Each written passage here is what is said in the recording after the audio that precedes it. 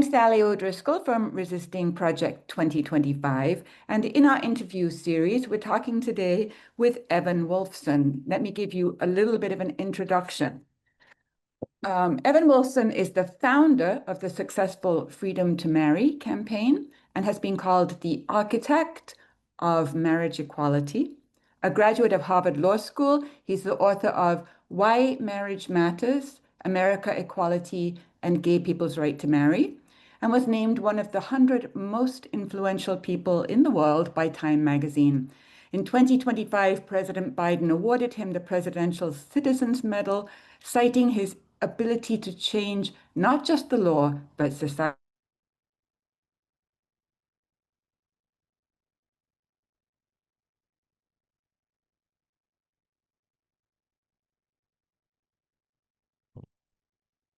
Just froze. We're going to talk about the future of Obergefell v. Hodges, the case that won marriage equality. The decision is already under attack from the right, and the question is going to be how we can protect it when even Roe v. Wade has fallen. And I'm especially glad to have you here today, Evan, so that we can hear your insights just as the first attempt to have the Supreme Court revisit Obergefell was declined this week. So we know that overturning Obergefell is high on Project 2025's list of priorities, and that is the policy manual that Trump has been following since his inauguration. So in our conversation today, we're going to discuss your overall strategic approach to protecting marriage equality. We'll also talk about the current Supreme Court decision, and how this extremely conservative court may eventually decide to revisit Obergefell. And most importantly, we'll talk about strategy, because you have a very clearly articulated model for winning difficult social change issues. And I myself remember when the Freedom to Marry campaign became widely known, and among the people I knew, nobody thought it would be successful in our lifetimes. And yet, a few years later, in 2015, there it was. So now is a very good moment to borrow some of your methods for the battle we need to fight today. So let's begin with a little history of how you developed the Freedom to Marry campaign's project and why same-sex marriage was such an important issue for you as a civil right, and how did you come to set up the campaign? Yeah, well, thank you for inviting me. And it is good to draw on the lessons, not only from this successful campaign, but from history and the ups and downs that others have had to deal with as they have fought in similar moments as we must to defend our democracy and to reinvigorate it. So I appreciate when people are at all interested in taking the elements of success and applying them to the urgent work that's still ahead. The short answer to your question as to how I started with working on marriage was that as a law student, we had to write a thesis, and I wanted to write on something that would be about how we can change things for gay people. And this was in 1983, so it was a very dark time. We were facing a hostile political administration, a surging power grab by religious extremists and the so-called moral majority or religious right. And we had who we thought was probably going to be the worst president of our lifetime. It turned out that that was vastly underestimating the possibilities of bad. But we had a very hostile political administration that was aiming at rolling back whatever protections gay people had won, women had won, those seeking a separation of church and state, et cetera. And on top of all of that was the calamity of AIDS. So it was a terrible time for gay people. And as a young gay person coming into adulthood and going to law school, I wanted to think about how we could change that. And one of the things I said to myself, I'll give you the short version if you want the long version, but the short version is, why are gay people discriminated against? What's at the heart of the discrimination? And I decided that at the heart of that discrimination is love, who we love and how we love, and people's disapproval of that. And so I then thought, okay, well, how are we going to change that? And I asked myself, what is the central structure of love in our society and virtually every other. Indeed, what's the central language of love in our society? And of course, for our society, as for almost every other, it was marriage. And so I felt that by claiming marriage, the freedom to marry, the language of marriage, we would be claiming a vocabulary that would serve as an engine of transformation, changing how non-gay people understood who gay people are and what our shared values are with them that would enable us to change the law. And so I put forward this claim that we should fight for and win the freedom to marry. And I put out a legal roadmap for winning.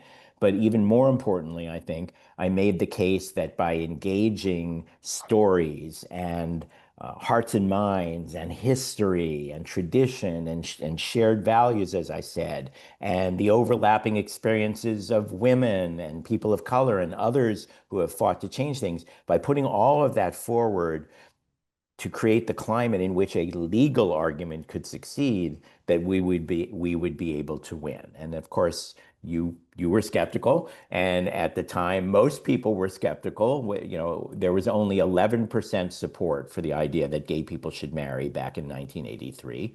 But I also believe that people can change, and that the outer limit of what people think is not what they think they think.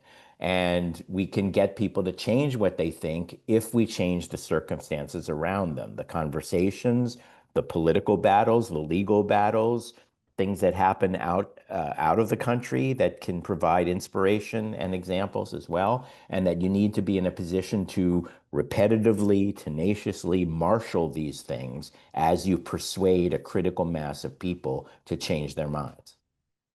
And that's a beautiful capsule explanation of the most important part of your strategy. And you've talked about being influenced by the scholar John Boswell, who you had an epiphany reading him, in the sense that you understood that there was nothing fixed about the attitude or place of gay people in various societies, and that you understood if it had changed in the past, it could change in the future.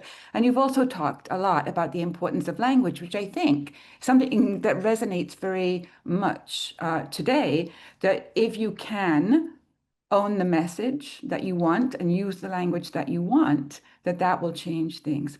And I think also what you just said is important, because there was some discussion at the time that marriage was a kind of same-sex marriage was an assimilationist policy. But rather, what you're saying is it's not simply about getting a particular right, it's about changing the entire understanding of who gay people are. Yeah, well, just a few quibbles on some of what you just said there. Um, you do want to use authentic language when you're seeking to persuade people. I believe in authenticity. Authenticity has power, and we always were saying what we wanted and what we believed. But messaging or persuasion it doesn't actually just begin with the language that you like and the language you want. You have to begin with, whom are you trying to reach? Who is your audience? What is the language? Who are the messengers? What is the message delivery? How does it reach them? That will work with them. So you want to choose language to persuade that will be resonant and effective with the people you're trying to move, the audience you're trying to move. Again, it should still be authentic, but it's not necessarily you just say whatever feels most good to you. So, for example, I almost never use the phrase, and indeed kind of chastise people who did on my side, gay marriage. This was not about gay marriage. It was about marriage. It was about sharing the values and the experience and the freedom and the opportunity that other people had. I tried to reach people where they are and bring them along, as opposed to just sort of preaching at them with whatever I think. And the other just general point I would make is that all of what we just talked about, you and I, messaging or persuasion, is obviously a very important part of change and a very important part of, quote, getting what you want. But messaging should serve your strategy to your goal. In other words, yes, you're almost certainly going to have to persuade someone to do something, but you need to look at, who is the someone you need to persuade. You need to look at what is it you need to make happen. And the tools of communication, the tools of messaging are only some of the tools that actually are involved in persuasion. Changing the law, winning a court case, achieving a political victory, bringing forth a new economic reality, these also communicate and these also create the context in which change can happen, not just quote unquote messaging. So I don't mean in any way to minimize messaging, but people love to talk about messaging. People love to go to the message, et cetera. And I think message is a tactic that needs to serve your strategy, which is a fancy word for whom do I need to move to do what when in order to get to my goal. It should be the correct order of good activism is goal, what are you trying to achieve? Strategy, what will it take to achieve it? And then the tactics, the work plan, the resources, the allies, the structures, coalitions, et cetera, that the funding that are going to be necessary to deliver on your strategy. Thank you. That's really wonderful, much more nuanced than I offered clarifications. But so that leads me then immediately to ask the difference between when you first started working on this and the atmosphere we're in now. What do you think the language we should be using is as we continue to pursue legal methods? Well, obviously, we're in a very dark moment, and I would begin by saying, since I said you should have your goal first, then your strategy, then look at messaging and so on. To me, the most important thing we need to do right now is to reclaim political power. I think many of the toxicities and uglinesses we hear in the rhetoric and people's sense of despair and division and the polarization that is being stoked by some are all products, or I shouldn't say they're all products, but they all would be in a significantly different place. And we would be on a different trajectory in the country in terms of our ability to do things that would make government work, that would solve some of the problems that fuel the grievances and resentments and divisions we have. If we had political power in the hands of those who actually wanted to solve those problems, who actually wanted to lift up Americans, who actually wanted to invigorate our democracy, et cetera. Instead, we have a corrupt cabal and a power and wealth grab fomented by, a steady campaign of oligarchic infiltration into the political system. We have some of the most destructive forces temporarily in positions of disproportionate power who have no interest in solving the real problems, but are seeking to pillage the country, divide the country, and in some cases, outright to weaken the country and destroy the country. So that said, they're in power by a relatively narrow margin. And so what we need to do is figure out a way to overcome that margin, bring people forward who will vote for a different future and who will begin putting in place the legislation, the policies that make government work, that really solve some of the real problems and therefore heal some of the divides and make people feel better about themselves, et cetera. So that's not just about language. That is about figuring out how do we reclaim political power, which means, analyzing the populations that are voting in different places and where they're voting and where they aren't and who's voting and who isn't and how to get people to vote. It means engaging them, which sometimes is, of course, about message and your policy and your positions, but it's also about the actual reaching them. Are you on the right media platforms? Are you finding people where they're getting their information or their disinformation? Are you mobilizing the people around them sufficiently so as to encourage them to take command of their future and feel like they can make a difference and so on? So that's the work we have to be doing. And words and messaging and messengers are obviously an important part of that. And what we saw in this just a week ago in the very heartening election, an off-year election, we saw all across the country, many different kinds of people who believe probably 100% what you and I believe, people who don't 100% believe, but are disgusted by what they're seeing, may not have been paying attention in 2024, may have been taking a chance on something different because of the sourness of the economy and the frustrations they had. All across the country, all kinds of different people shifted to voting against what they're seeing right now from Trump and the Republicans and the dividers and the oligarchic power grabs. They voted for candidates who were quite different in many respects, who had different policy mixes, who had different personal profiles, whether it be Abigail Spanberger, whether it be Mikey Sherrill in New Jersey, whether it be Mamdani in New York, whether it be the two candidates who won statewide races in Georgia, the candidate who flipped a state assembly seat in Mississippi. People, people heard enough, not just because there was a magic word, but because they could see what was going on in the country, and various messengers, i.e. candidates, were able to reach them in a way that reached them in their particular place. And so that's the work we now have to take to a much higher scale as we head into the crucial midterms, a year away, where we really have to take control of some of the levers of power that we don't have at this moment in the country, in order to put a much more of a brake on the pillaging and plunder and division and corruption that is delivered daily by Trump and his Republican enablers. Um, do you feel that there are any particular ways that such a leadership can be moving forward more to do that, to push the um, kind of political power, regaining of power?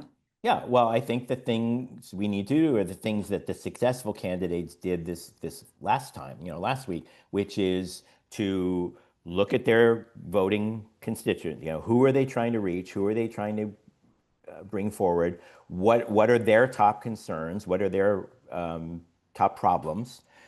What language, what messengers, what stories, what emphasis will move them? And then to deliver that with authenticity, with charisma, with showing up, with repetition, and with building others who will help amplify the candidate's message. So it's not just on the candidate. It's also like, how are you getting volunteers to speak up and to reinforce those messages, to reassure people that they can make a difference, to push back on their complacency or their despair or their disgust or their false equivalence, etc. It's not one thing that happens. It's not like there's a magic leader who does all this. It's not like one candidate crystallizes everything and everybody then magically follows. Even good candidates have to knock on doors over and over and over, have to say the same things again and again, have to reach people, and have to persuade others to amplify their message, so that even when you're hearing one thing on TV or on TikTok or whatever, you're then hearing it from your friends or from other trusted messengers, so that you get moved, particularly those who are less likely to vote, or less political, or less free to spend time thinking about these things and more preoccupied with dealing with the catastrophic economy that Trump is bringing and the chaos that Trump is delivering and all that. People need not just the candidate and not just the message, but the reinforcement of all of that. And so all of that is politics, and it's all an essential element of our democracy. And it's how we Americans, time and time again, have had to stand up and move things in a better direction. And, it's easy to look at the time right now and think it's terrible, and it is. I mean, this is an unprecedented threat to our democracy from within. Trump and the Republican enablers and the cult that the Republican Party has become. There's not even meaningful opposition in the party anymore, which didn't used to be the case. And it's not that Republicans are intrinsically terrible and Democrats are intrinsically perfect. That's where history has put us right now. But we have had other terrible moments of division and oligarchic and political power grab in the past. We've had voter suppression in the past. We've had demonization of immigrants in the past.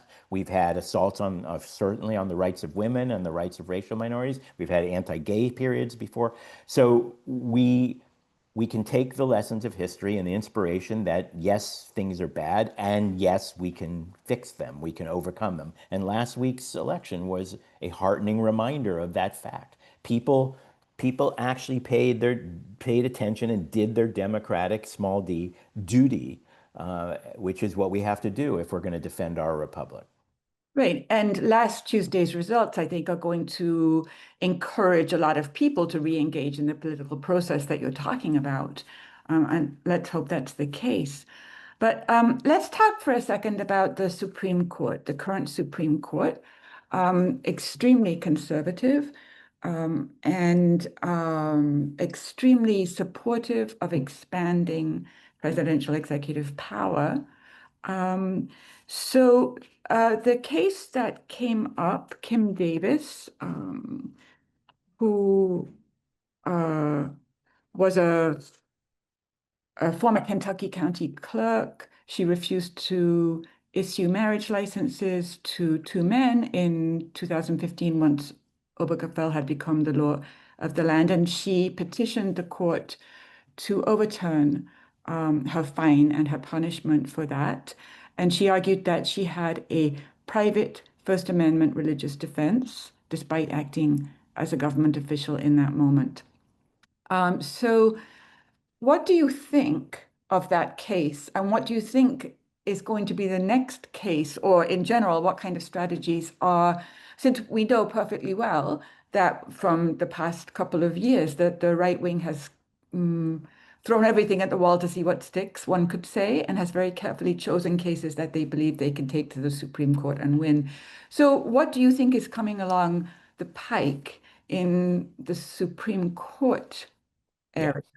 So I would quibble just with the word conservative. I actually don't think the Supreme Court is conservative. I actually think it's ideological. I think it is it there was a decades-long campaign to hijack the Supreme Court and to pack it with Republican right-wing extremists who would vote a particular line, particularly on matters of concern to the wealthy. And that is the primary political agenda that put them on the court and that blocked President Obama's appointments and that got Amy Coney Barron installed in the middle of an election, despite all prior precedent. That overrode some of the serious allegations being made about some of the other justices that were just sort of swept under the rug, and they were installed on the court nonetheless. So we have a court that has been hijacked and that is the product of a political campaign of longstanding. And by the way, that people are entitled to push to get the court they want. People are entitled to push. It's not like there's something wrong with doing that, but it's the wrong thing. Their agenda is terrible and their politics were hypocritical, and to pretend that it didn't happen is, gaslighting the American people. So we have to recognize that the court has been hijacked, and one of the things that needs to be done is to reform the court and other institutions like voting in this country and the ability to gerrymander legislators so that politicians don't have to face the people, but instead choose the people that are voting for them, the flooding of money into the system, all these things. So that's the larger political work we have to do once we reclaim political power and stop the damage at the moment. So to that court you and I have just described came this renewed effort to overturn the freedom to marry that we won, as you said, 10 years ago. And I think the first thing to realize is that we didn't win the freedom to marry as a gift from the Supreme Court. The freedom to marry won in the Supreme Court in 2015 was the product of another campaign, this time on our side, where we mounted a decades-long campaign to change hearts and minds and the law and to win at the Supreme Court, as we ultimately did in 2015. So, the tools of political change can go either way. And that's why it's so important that our side claim those tools and engage in politics and engage in persuasion with those tools, knowing that they can be used for good or they can be used for bad. And it's our turn to use them for good because our country is heading in the wrong direction. So these anti-gay, anti-marriage forces, having lost ultimately, thanks to our decades-long campaign in 2015, didn't stop. And they kept pressing to try to get their installed judges to overturn the win that we had now won. And as you may remember, in the Dobbs case, the outrageous case that shamefully and non-conservatively overturned a nearly 50-year precedent in favor of women's freedom to control their own destiny, control their own body, control their own reproductive choices, to control their own decision about whether to make abortion.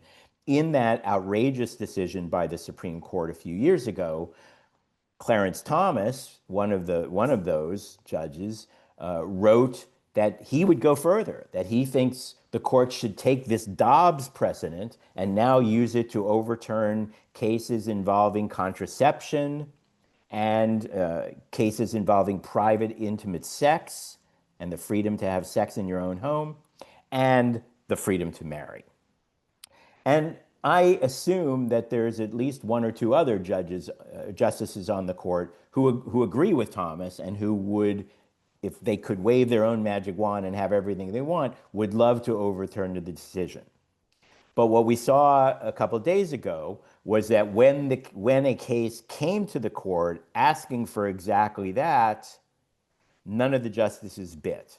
They turned the case down, and even Thomas did not write a dissent from the refusal to take that case. Now, does that mean we're home free and safe forever? No, because there will continue to be this orchestrated this orchestrated campaign to overturn gay people's advances, trans people's advances, women's advances, as well as others. They're going to keep fighting for what they believe in. But what the decision not to take the case showed is we have our campaign, our side, by doing the work of persuasion and organizing and political and legal battling, showed even these right-wingers that there is so much momentum, so much support for gay people's freedom to marry, so much reliance on the marriage and the freedom to marry that has happened now over the last decade, that to overturn it would be a political disaster for them. And the American people strongly support the freedom to marry, including, by the way, a majority of Republicans. Now that wasn't true when we started, but we changed that. We built public support. We have, according to the PPRI poll earlier this year on the 10th anniversary of our win, they reported that there's majority support for the freedom to marry now in each one of the 50 states, even conservative states like Alabama or Utah or whatever. Majority supports because people have seen with their own eyes, families helped, and no one hurt. So the power of the campaigning we did year after year, decade after decade, not just in the courts, but in the legislatures, in the conversations, in the hearts and minds, created such power and such a change, such a transformation, that even these extremists on the court, some of whom would explicitly like to overturn it, chose not to do so. And by the way, I'll add one other point, which is that we didn't stop with our win in court in 2015 either. A few years afterwards, we worked to pass through Congress a bill called the Respect for Marriage Act. And the Respect for Marriage Act passed by bipartisan votes in both houses, including members of Congress who had voted for the so-called Defense of Marriage Act, the discrimination that we were overturning, now voted for the Respect for Marriage Act. And the Respect for Marriage Act says that even if the Supreme Court were to undo the freedom to marry, even if we were to go backward in the Supreme Court, the law of the land now is that couples who are legally married in any state must be respected in every state and must be respected as married by the federal government. So we, in other words, even after we won, we kept fighting. we kept persuading, we kept organizing, we kept reaching out to the reachable Republicans as well as the Democrats in order to put in place essentially a 90% backstop protection against something bad that might happen, which fortunately this week didn't happen. And so the last thing I'll say is that rather than spending your time, all of us, rather than spending our time cataloging all the bad things that might happen and worrying about all the terrible things that still might be coming from Trump and the Republicans and others, there's enough bad happening right now. There's enough problem right now that we should just get to work. And if we get to work to deal with what's happening now, we will defend ourselves against other bad things that might happen down the road. And the work right now is to reclaim political power, to get people who are, excuse me, to get people who are tuned out or turned off or are getting misinformation from their various information and social media silos. We need to reach people and show them that government can work. It does make a difference. We can make things better. We can make their lives better. We can make the economy better. We can strengthen the rule of law if we vote in the right people and then hold their feet to the fire. Now, you said something interesting that I just want to come back to for a second before we move on to strategy, which I really want to hear about, um, which is that now we see a Supreme Court where Dobbs is not the only recent decision that has No, thrown out what used to be accepted, long time accepted precedent. right. And this is why I don't call them conservative. They're not Yes. conservative. Right. They're radical. Radical. They're extreme. They're ideologically driven. And yet, that decision, they were not afraid to alienate a vast number of people who, mm, a majority of people in this country who are fine with women's right to choose. So, how in one case did they were willing to take the risk with Dobbs, but they weren't willing to take the risk this week with the Kim Davis case? I think there are a few answers to that question, and none of which justify what they did, but there are answers to the question. So, one is you could say the stakes involved in abortion are different from the stakes involved in whether the couple next door should be able to marry or not. When the couple next door goes and gets married, you may not like it. You may not like them. You may not want to send them a wedding gift. You may not want to dance at their wedding, but they're not really changing anything for anyone else. They're not taking anything away from anyone else. There are enough marriage licenses to share. The gays are not going to use up the marriage licenses, and you're not liking them or their ability to marry actually doesn't mean that you can't get married. It doesn't mean your marriage is ripped apart. It just doesn't change anything for anyone else.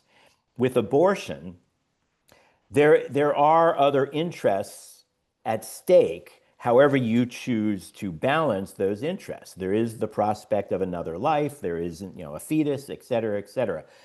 In my view, the balance is extremely clear. And I think the court in 1973 struck that balance right with shifting trimesters in which the interests are weighed differently. And I think the interests need to begin with the right of each woman right of each of us, but in this case, women, to shape our own destiny, to make our own reproductive choices, et cetera.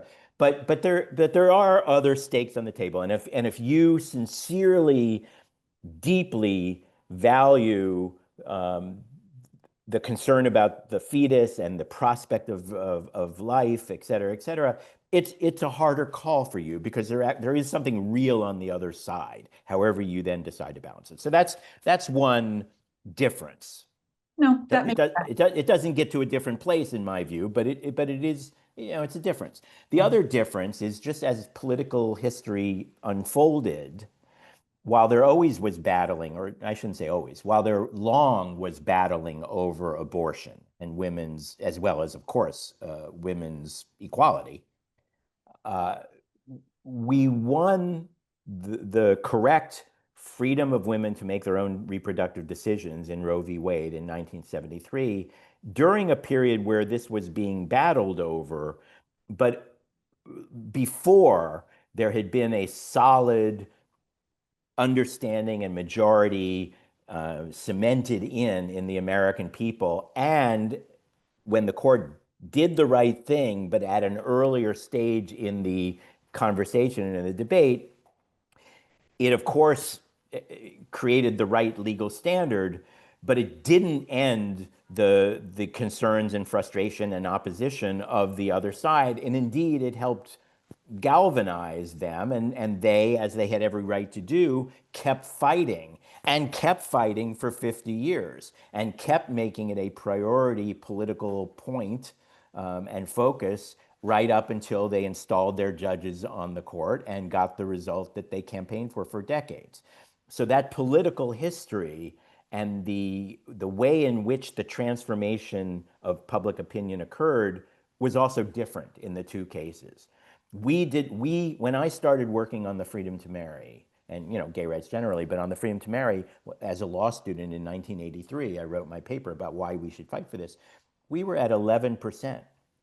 Well, we took the next 32 years to grow that 11% to the solid majority of 63%, the supermajority that we had built before we won. And not that one should have to do that as a moral or constitutional matter, but as a political matter, it put us in a stronger place to be able to withstand the smaller opposition that continues to try to bring it down, as we saw in the court's refusal to hear it last week or the other day. That's very useful for thinking about the ways that we need to strategize about political engagement. But let's go now to strategies. And let me just say that the Freedom to Marry website has an extremely detailed set of information about how to deploy various strategies to move political engagement. And Yeah, I that's will put that, freedomtomarry.org. Yeah, I thank was you. going to, I'm Sorry, going to put the sorry. link at the end Yeah. of the interview to make sure everybody can find it. Yeah, our last act as a campaign, having won and promised to wind down, the last act was to create this legacy Yeah. resource site that it would share the lessons. And it's wonderful and very clear and Thank you. very, succinct and easy to follow. And that, of course, is what our organization, Resisting Project 2025, has been focused on since we began working with this. Not just to say what the mandate for leadership says, but to understand useful strategies that people are developing as we speak, and sharing them with other people. That's a large part of what we do. So Excellent.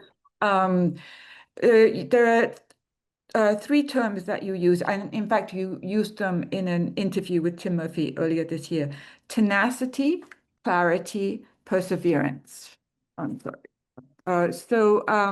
Do you want to talk about why those are the things that you most focus on in terms of strategy? I'm sorry, it was tenacity, clarity, and hope. That's right. Yeah, yeah. I, Right. When I summarize how I win, as you're rightly saying, I say it really could be summarized in three words: hope, clarity, and tenacity. And it begin, it takes tenacity because change doesn't happen easily. It doesn't happen overnight. There will be disappointments, there will be delays. Not everybody's going to agree right away. You have to stick with it. And there are dark periods like this where it seems like every day brings 12 horrible things. And it's almost like hard to even know what to be upset about, let alone what to fight and how to win and so on. So you need tenacity, you need perseverance, you need to stick with it to achieve a true transformation and a true change. We're not going to win overnight, but if we stick with it, we can win the midterms. If we stick with that and build on that, we can reclaim the White House. If we do that and stick with that, we can enact some of the reforms that are desperately needed to bring our country into the 21st century in a successful way that works for young people and that cures some of the damage that's been done by Trump and the Republicans, et cetera. So you need tenacity.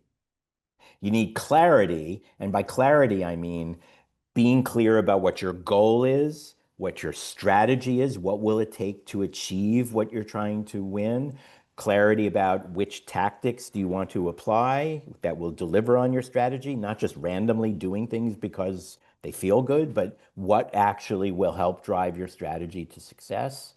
I think clarity about whom you need to reach out to. You don't need everyone, you just need enough. So, how do we reach the people we need to reach? And that means figuring out, as you and I talked about earlier, where are they getting their information? Whom are they listening to? Where are they? What messaging and messenger will reach them most effectively? And making sure they're hearing from them over and over and over. So you need clarity in the goal, in the strategy, in the work needed. And don't waste your time wallowing in despair. Don't waste your time doing things that just feel good to you or that just happen to randomly come up. Be strategic in choosing the actions that will actually make a difference to delivering on your goal. But it begins, as you said, with hope. You have to believe things can change. And not only do you have to believe it, you must convey it to others. We must help other people feel that their actions will make a difference, that our cumulative effort, not any one person's one thing, but the cumulative effort strategically done will make a difference, and that we can change things, and that people who are not with us now can change, can rise to fairness. There were people who voted for the Defense of Marriage Act, the federal law that discriminated against gay people's freedom to marry. But in 2022, we got some of those people to vote for the Respect for Marriage Act that overturned that law and that actually cemented respect for the marriages they had previously attacked. Now it cemented that into the law. So people can change. And we don't need everyone to change. We just need enough people to change and to show up and to vote and to speak out. And so we want to have that hope and we want to convey that hope. And that's how you change things. That's how you win. You've also talked about the fact that very small actions can, as you say, accumulate, and that you can bring people in to the fight by suggesting smaller things they can do. And you have said, for example, helping at a soup kitchen for immigrants, lobbying candidates, protesting in the street, etc. All of these smaller or larger actions that people can take to bring them into the fold. Um, but you're also suggesting now that there needs to be a group of people with the political acumen to identify, right, the clarity part, right, how do you identify the things that need to be done at the most important things, and are you seeing that kind of conversation happening? And if not, how could it happen? Yeah, well, it's going to happen, and it is happening as, on the one hand,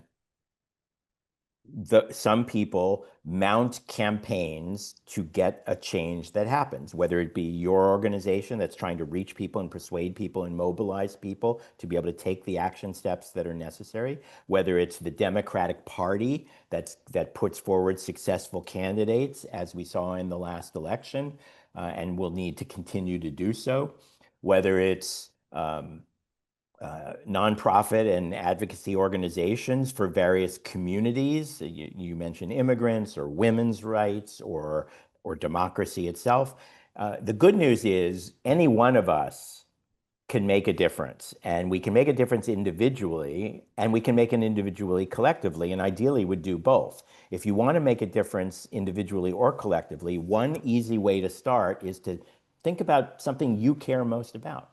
Are you most concerned about the vulnerability of and the targeting of immigrants and the disgusting deportations and ICE actions on the street? If that's what infuriates you the most or affects your family most directly, go online, look at all the organizations that are working on that important fight, pick one that that resonates for you, whether because it's local or because it's about your particular community or because you think you've heard their name and you think they sound successful, and look at the action steps they invite you to take on their website. And if they don't work for you, go to the next one.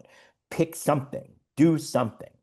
If you want to be more involved, which I recommend, after you've picked one thing and done something individually, it's even more affirming and more effective when you're doing something together with others. So join a protest, join a working group, join a committee, join an online community. There are all kinds of levels of ways to be involved. No one fit works for everybody, and we can all tailor them and we can all change them up, mix them up.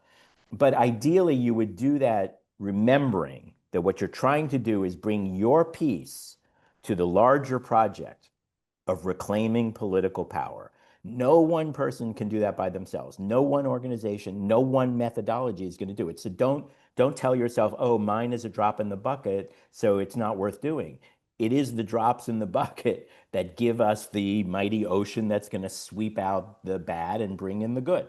We have to do that together, but you can do it by choosing something, and here are the ways you choose. You pick a community, you pick a question, you pick a cause, you then pick a resource list, you pick an action step. Ideally, you find a group, you find others you can work with, and together, that's how we win. And the proof that we can do it can be found in last week's election.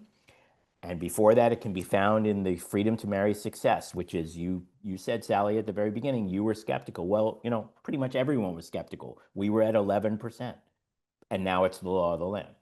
So we can do this. That is a wonderful place to stop with those very optimistic words. But before we finish, I do want to ask you, have we missed anything that you need to say? You've brought your expertise to this conversation. You have the kind of unprecedented um, experience in doing this that is so helpful, and you are so clear in your own articulation of what we need to do. What else would you like to tell us that we need to think about? Well, I would like to just say, especially to young people, understandably, have grown up in a different world and a terrible environment. The last 10 years, 15 years have been really challenging, whether it be the advent of Trump and the decay of the Republican Party, and just politics are just different and worse than they were even 15 years ago, even 20 years ago. This is not the way it has to be, but young people growing up into it may not have the perspective to know that through no fault of their own. Young people have gone through, as we all have, but with much greater focus, the pandemic. And the pandemic was also a wrenching, weird distortion of the way things were and the way people communicated and the way we socialized and so on. And so they don't necessarily know that there are other ways that people can come together and organize and get information, et cetera. Young people are in a different media and information world than many of us grew up in and are familiar with, and are getting disinformation and distraction, and in some cases actual despair generated through the main sources of information that they mostly have. So I very much feel for young people, and because I know that young people played an important role in our winning the freedom to marry and in other movements for change, I want young people to understand they do have power, they do have a voice, and despite this sort of unfair constellation of barriers that they've experienced, those can change. That's not permanent reality. It's just, unfortunately, the reality you have experienced. And so I really encourage young people to find their voice, find their vote, find the sources of information and engagement beyond the ones that are easily in front of them, and realize that it's really on them also to be part of We the People and change our country. We've had to do that before with all kinds of different challenges, and these are the challenges this generation faces, but we can overcome them. Franklin Roosevelt, one of my favorite presidents, one of the great presidents at a time of great crisis, both the Great Depression, the even worse economy than we have now, and the World War against fascism, a familiar thing we're fighting right now. Roosevelt said, every generation has to confront similar problems, but each in their own particular circumstances. And that's another great lesson from history, to remember that this is not the only time things have been bad. There are tools, there are ways of fighting, There are ways of engaging, and there is a call to action that gives each of us power in this democracy, fragile and challenged as it is. And so I would just especially want to encourage young people not to do what the bad guys want, tune out or think it's hopeless or that you have no power. You do have power, and they want us to go away, but we must not go away. We must fight for the country and the future that we deserve. We've been talking to Evan Wolfson, the founder of the Freedom to Marry campaign. And I just want to say thank you so much. You are someone who has changed the landscape for LGBTQ people that we live in. You've brought a wealth of experience to this conversation, and we very, very much appreciate your time. Thank you. Thank you for the opportunity. We need everyone involved. And actually, I shouldn't even say we need everyone. We don't need everyone. We don't